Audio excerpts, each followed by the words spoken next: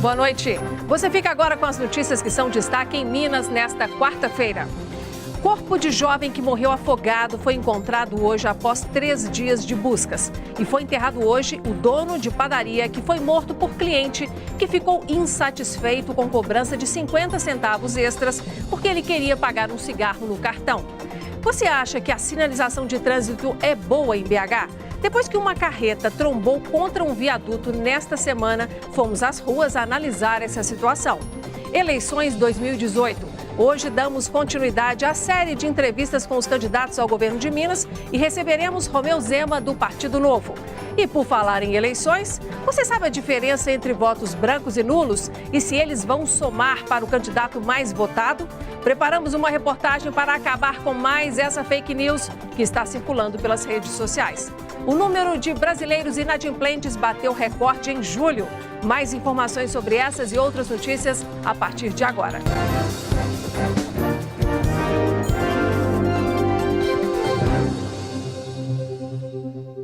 Foi enterrado hoje o dono de uma padaria do bairro Planalto, na região norte de Belo Horizonte, que foi assassinado na porta do estabelecimento por um cliente durante uma discussão. Nós vamos conversar com o repórter Diogo Ramalho, que tem as informações. Boa noite, Diogo. Boa noite para você, Inácia. Boa noite para todo mundo. O empresário de 30 anos foi enterrado hoje à tarde na cidade de Brás Pires, Inácia, que fica na zona da Mata Mineira. Ele morreu nesta última terça-feira após uma briga, uma discussão na porta do estabelecimento que era dele, uma padaria no bairro Planalto, como você disse. Um cliente chegou para comprar um cigarro e aí ele seria cobrado no cartão de crédito e por isso foi cobrado por 50 centavos a mais do valor do cigarro e aí começou uma discussão, um bate-boca. As imagens estão aí no vídeo para que todo mundo possa acompanhar. E aí esse cliente acabou desferindo golpes com chave de fenda, golpes de chave de fenda que atingiram o peito do empresário, que foi até atendido, levado ao hospital, mas não resistiu. Felipe Henrique de Lima, de 28 anos, ele conseguiu fugir, mas foi identificado com a ajuda dessas imagens e depois confessou o crime à polícia. Inácia. Tá certo, Diogo. Obrigada pelas informações. E 2 pessoas ficaram feridas em um acidente envolvendo um ônibus e um carro no bairro Goiânia, região nordeste de Belo Horizonte. O coletivo da linha 5503 estava estacionado no ponto final quando desceu a rua, bateu em um veículo de passeio e invadiu uma casa na rua Maria do Nascimento Abreu. O motorista não estava no ônibus e ainda não se sabe por que o freio não funcionou e o veículo entrou em movimento. As vítimas que estavam entrando no coletivo tiveram ferimentos leves. A Defesa Civil vistoriou o local e apenas a área afetada do imóvel foi isolada. E os bombeiros encontraram hoje o corpo de um jovem que se afogou na Cachoeira da Fumaça, em Nova Ponte, no Triângulo Mineiro. Ele estava desaparecido desde domingo. O caso serve de alerta, porque apesar de estarmos em um período de temperaturas amenas, que afasta muitas pessoas de piscinas, rios e cachoeiras, as ocorrências desse tipo têm crescido. No primeiro semestre, 329 pessoas morreram afogadas aqui em Minas Gerais. E esse número é 40% maior do que aquele registrado no mesmo período de 2017. De janeiro a junho deste ano, o Corpo de Bombeiros de Minas Gerais registrou 512 ocorrências envolvendo situações de afogamento no estado. Os números são quase 30% maiores que o registrado no mesmo período do ano passado. Talvez esse ano de 2018, no primeiro semestre, tivemos aí um aumento no turismo do estado, é uma possibilidade. Talvez tivemos aí uma quantidade maior de feriados prolongados, então com isso mais pessoas acessaram clubes, balneários, cachoeiras. Entretanto, o principal fator aí certamente é um aumento aí na imprudência, na falta de cuidados. Só no primeiro semestre deste ano, 329 pessoas morreram afogadas aqui no estado, 40% a mais que nos primeiros 6 meses de 2017. A maior parte destas vítimas tem entre 20 e 40 anos. Na manhã desta quarta-feira, os bombeiros encontraram o corpo do jovem de 20 anos que havia se afogado no último final de semana em Nova Ponte, no Triângulo Mineiro. O rapaz se divertia na Cachoeira da Fumaça. O corpo dele foi encontrado a pouco mais de 100 metros do local do afogamento. Ao identificar que alguém está se afogando, os bombeiros orientam tentar ajudar sem entrar na água, a menos que a pessoa tenha treinamento para isso. O tenente reforça ainda que o melhor caminho é o da prevenção. Às vezes tem um tronco de árvore leve e comprido que pode chegar até essa pessoa, tem algum objeto, algo que pode ajudar na flutuabilidade daquela pessoa que está se afogando, ou um bambu, por exemplo, alguma coisa. Se a pessoa se achar bem treinada para salvar, a pessoa pode adentrar a água ali e aproximar da vítima, auxiliando-a nisso. E a gente sempre recomenda chamar também o Corpo de Bombeiros através do telefone 193. Para ajudar a população a se prevenir, os bombeiros oferecem noções de natação por meio do Prodinata. O Corpo de Bombeiros ele ministra aulas de natação para o público infantil, para o público adulto também. Então a pessoa pode entrar em contato com a unidade do Corpo de Bombeiros mais próxima, Corpo de Bombeiros Militar de Minas Gerais mais próxima, e fazer contato ali para verificar horários, dias disponíveis, como que é feita a inscrição. O importante é que a pessoa faça aí um treinamento de natação, que aprenda a nadar para ir a esses locais e assim a diversão não se tornar um acidente, uma tragédia na vida dessas pessoas e famílias. O homem suspeito de ser o chefe de uma quadrilha de traficantes que atuava na região metropolitana de BH foi preso hoje. Paulo Emílio Gomes de Souza, conhecido como Rabugento, e a esposa dele, Rafaela Gomes da Silva, foram presos em um apartamento no bairro Buritis, região oeste da capital, onde levavam uma vida de luxo, segundo a polícia. Paulo também é suspeito da morte de um agente penitenciário. Na operação de hoje, que envolveu dezenas de agentes da Polícia Civil, outras 18 pessoas foram presas e um menor apreendido. Isso aconteceu em Matozinhos, na região metropolitana. Os presos são suspeitos de chefiar outras quadrilhas na Grande BH. Com os suspeitos foram encontrados colete à prova de balas, várias armas e ainda dinheiro e drogas. O número de brasileiros inadimplentes bateu recorde em julho. 63 milhões de pessoas estão com as dívidas atrasadas. Grande parte dessas pessoas ficaram com o nome sujo por conta de empréstimos bancários. O Danilo precisava de R$4.000. Fez um empréstimo direto no caixa eletrônico. Não precisou assinar nada e nem olhou para o valor da parcela e a taxa de juros. Eu fui, de certa forma, até um tanto quanto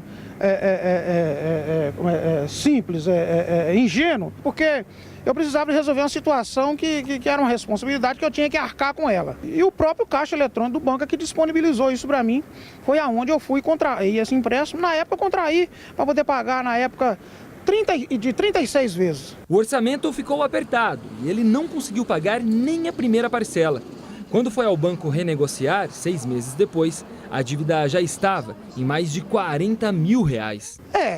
A gente fica meio fora do laço. Assustei, porque a gente é honesto, a gente toda a vida seguiu adiante com transparência, com idoneidade, arcando com os compromissos da gente. Realmente eu assustei. E uma pesquisa do SPC Brasil mostrou que 35% dos brasileiros que fizeram algum tipo de empréstimo no último ano ficaram com o nome sujo por não conseguir pagar as prestações. Uma parcela considerável afirmou ter pego dinheiro emprestado para reformar a casa e cerca de 15% usaram o dinheiro para abrir um negócio ou viajar. Mas a maioria dos empréstimos é feita para quitar outra dívida mais cara, como o cartão de crédito ou cheque especial. Eu preciso realmente desse dinheiro? Esse dinheiro vai caber dentro do meu orçamento? Eu vou ter como pagar essa dívida depois? São essas perguntas básicas. O empréstimo, o financiamento, o crédito, ele está aí para propulsar a economia, ele é bom, mas ele tem que ser usado de forma consciente, não por impulso ou por uma sedução do dinheiro fácil e rápido, porque isso leva à inadimplência. A recomendação é cortar gastos para fazer a dívida caber no orçamento e negociar com o banco, caso não consiga pagar. 5 casos suspeitos de malária são investigados em Minas Gerais, segundo a Secretaria de Estado de Saúde. A pasta também informou nesta quarta-feira que outros 20 casos foram confirmados, sendo que nenhum deles foi contraído dentro do estado. Não há mortes pela doença em Minas Gerais neste ano. E depois do intervalo, vamos falar sobre eleições. Daremos continuidade à série de entrevistas com os candidatos ao governo do estado, que não participaram do debate. Hoje, no nosso estúdio, Romeu Zema, do Partido Novo.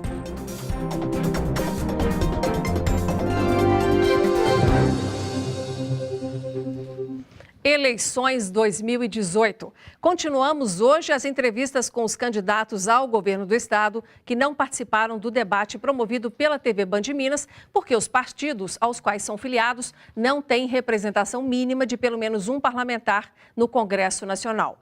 Ficou acordado, portanto, entre os candidatos e a TV Band Minas que esses políticos serão entrevistados aqui no jornal durante 6 minutos para apresentar as propostas para o governo de Minas. As perguntas que serão feitas aos candidatos foram escolhidas pelos jornalistas da emissora, seguindo o mesmo padrão editorial que utilizamos no nosso debate. Os candidatos não conhecem as perguntas nem os temas aos quais elas estão relacionadas. Lembrando que nós também estamos transmitindo o nosso jornal ao vivo na página da TV Band Minas no Facebook. O segundo a ser entrevistado aqui no jornal, escolhido por sorteio, é o empresário do Triângulo Mineiro, o candidato Romeu Zema, do Partido Novo. Zema começou a trabalhar nos negócios da família aos 11 anos de idade. Há 27 anos assumiu o controle da rede, que tem 430 lojas. Boa noite, candidato. Seja bem-vindo. Boa noite, Inácia. É um prazer estar aqui. Agradeço muito o convite da Band e boa noite aí para você que está nos assistindo. É um grande prazer estar aí na sua casa.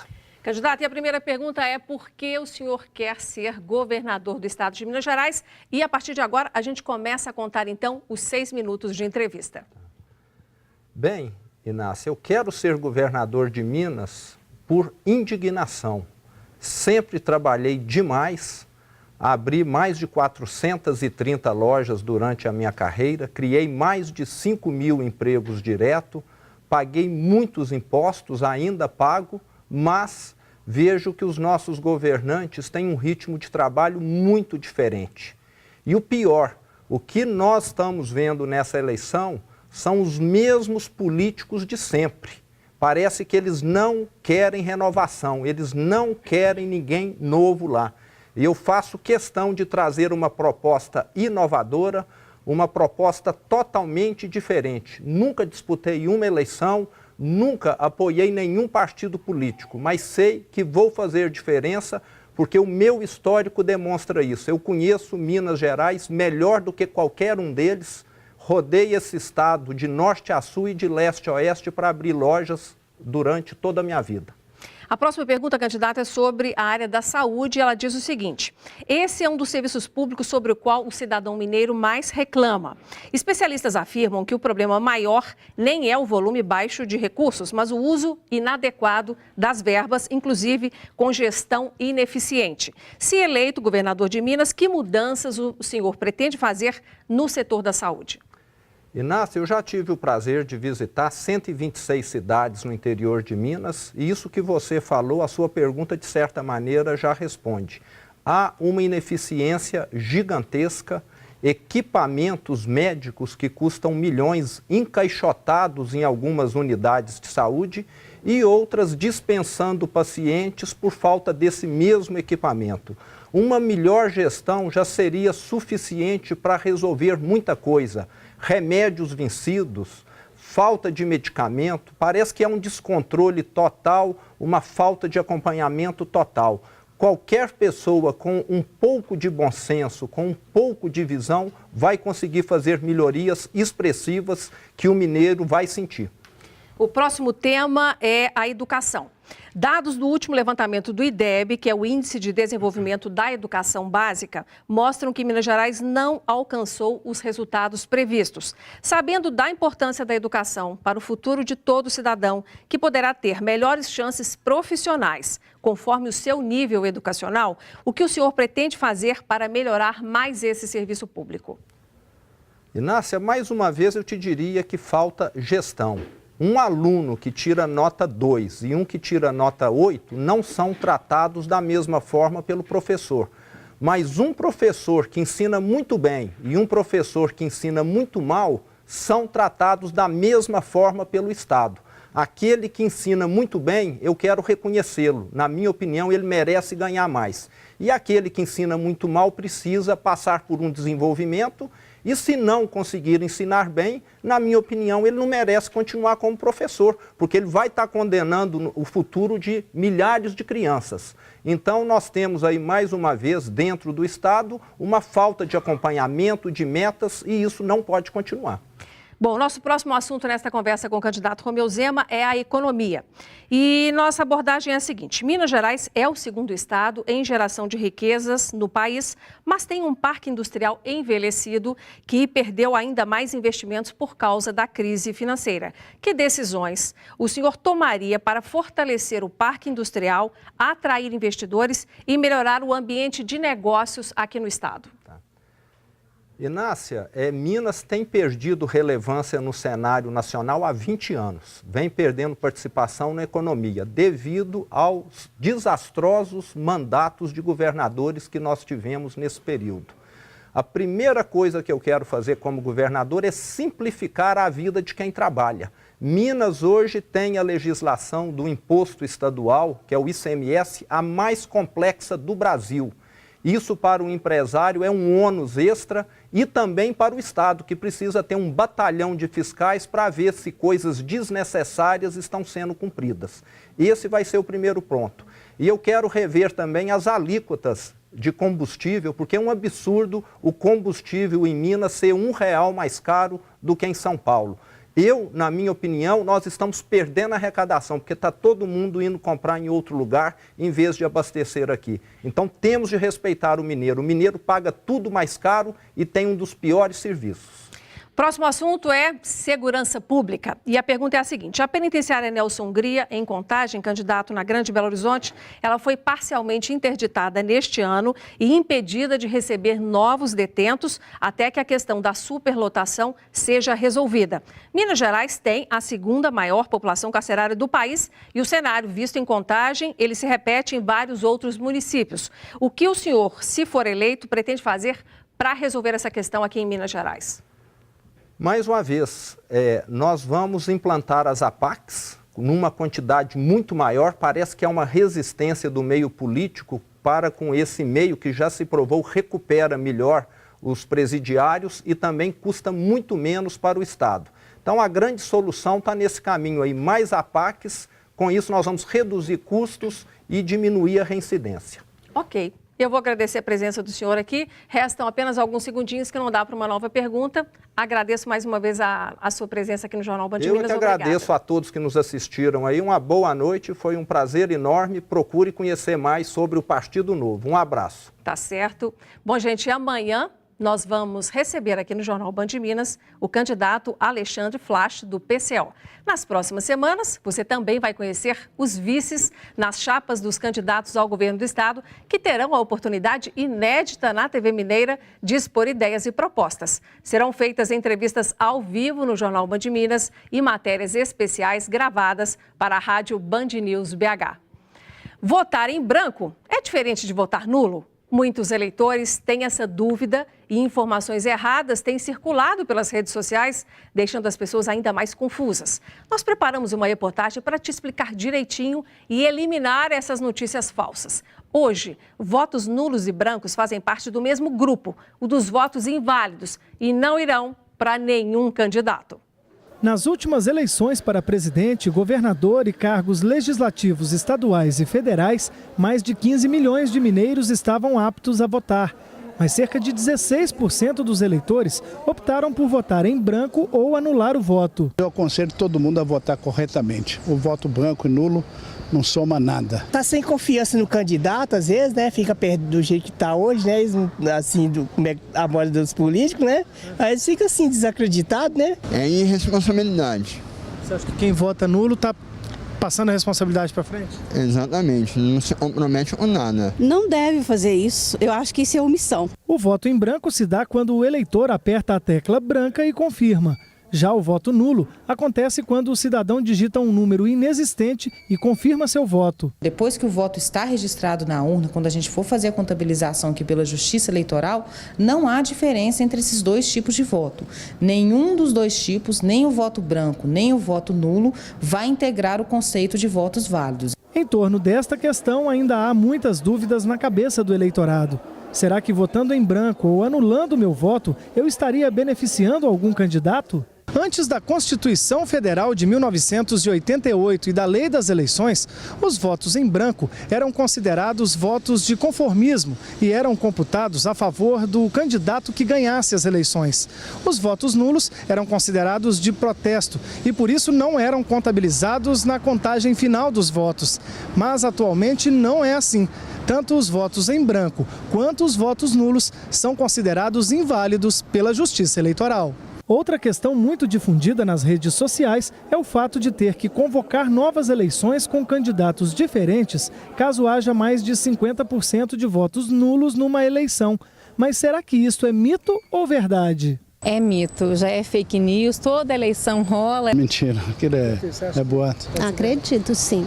Sabe, assim, fazer uma nova eleição com novos candidatos, sendo que nenhum daqueles poderiam mais se candidatar, né? Isso não é verdade. Se a Justiça Eleitoral anular os votos em razão de fraude, em razão de algum ilícito eleitoral que tenha sido localizado e que, portanto, aquele processo eleitoral tenha sido caracterizado como ilegítimo, já que ele não estava respeitando a vontade real do eleitor, aí, nesse caso, sim, existe a possibilidade de convocação de novas eleições. Essa situação é diferente daquela em que o eleitor comparece às urnas e legitimamente escolhe anular o voto. O não comparecimento às urnas também dá a oportunidade dos outros eleitores decidirem por quem se abstém. Em 2014, 20% do eleitorado não compareceu no primeiro turno aqui em Minas Gerais. Para a Justiça Eleitoral, o que é de fato importante é que a gente monte todas as sessões eleitorais da forma mais inclusiva, mais participativa, mais democrática possível. A legislação permite que ele compareça à urna eleitoral, opte por votar branco, opte por votar nulo. O voto dele vai ser registrado, vai ser retirado desse conjunto de votos válidos, mas é uma opção que a legislação entende possível.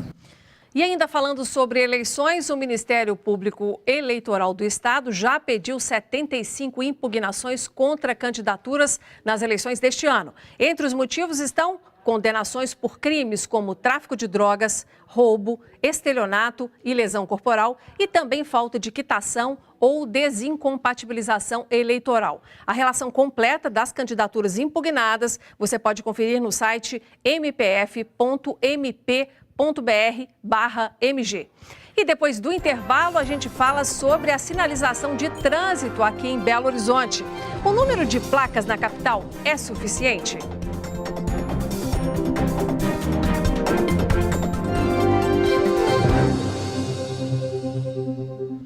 O acidente com a carreta que bateu no viaduto do Complexo da Lagoinha no domingo à noite acendeu uma nova polêmica no trânsito da capital. A sinalização é suficiente? Esse não foi o primeiro acidente no viaduto pelo mesmo motivo e outros pontos da cidade já passaram por situações assim. Nós ouvimos um especialista que acredita que o trânsito de grandes veículos dentro de BH representa um risco mesmo respeitando a sinalização. Belo Horizonte tem hoje cerca de 200 mil placas de trânsito, algumas indicativas, outras de prevenção, outras ainda são de restrição.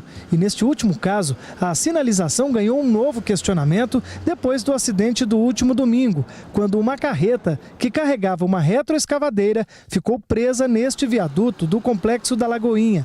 Será que a capital está bem sinalizada para carretas e caminhões? De forma geral, a sinalização indicativa de Belo Horizonte atende. Ela, por exemplo, nos locais de maior criticidade, como a descida da Nossa Senhora do Carmo, ela é bem enfática, inclusive, existe uma repetição de placas, né? E no caso específico do viaduto avaliado, existe a informação de limitação de altura lá, que são os 4,50 metros. O especialista acredita que a sinalização específica neste ponto poderia ser intensificada. A gente tem necessidade de vencer, muitas vezes, rampas para fazer um viaduto, né? O veículo passando em cima de outro, que quando você tem que fazer a 5,50, você precisa de distâncias maiores para vencer essa rampa. E o que acontece exatamente ali? O fluxo proveniente da Pedro II com destino a Cristiano Machado, ele passa por cima desse viaduto onde houve o choque dos veículos. E os trechos para a rampa são muito pequenos. Então por isso que ele é 4,50 e não 5,50. No caso da Avenida Nossa Senhora do Carmo, o acidente foi em junho de 2012. O motorista de uma carreta não teria visto as placas de restrição na circulação e descido a avenida a mais de 100 km por hora. A batida envolveu 11 veículos e provocou a morte de 3 pessoas. Para o diretor do sistema viário da BH Trans, a sinalização atual atende à demanda e supre os gargalos na cidade. A cidade é muito dinâmica, então a cidade está sempre mudando, sempre precisando melhorar. Porque a cidade vai desenvolvendo, vai criando novas rotas, novas oportunidades. Sobre o caso específico do viaduto no Complexo da Lagoinha, o diretor acredita na falta de atenção do motorista. Cada um de nós coloca a condução do veículo no piloto automático e não lembra que tem que observar a sinalização. Eu não sei se esse motorista específico, ele era de Belo Horizonte, ele está ali dirigindo o caminhão e ele nem está prestando atenção, né? Do caminhão, ele tem que observar. Ele tinha que ter consciência do tamanho da carga dele e observar a sinalização. Porque senão não tem nenhum gestor de trânsito que pode mexer na cabecinha de cada condutor e lembrar ele, ó, a saída é aqui, para vocês notarem que está bem sinalizado. Para rever as reportagens do nosso jornal, você pode acessar youtube.com/TV Band Minas e também assinar o nosso canal. Ficamos por aqui, obrigada pela sua atenção e audiência. Amanhã a gente se encontra. Até lá e boa noite.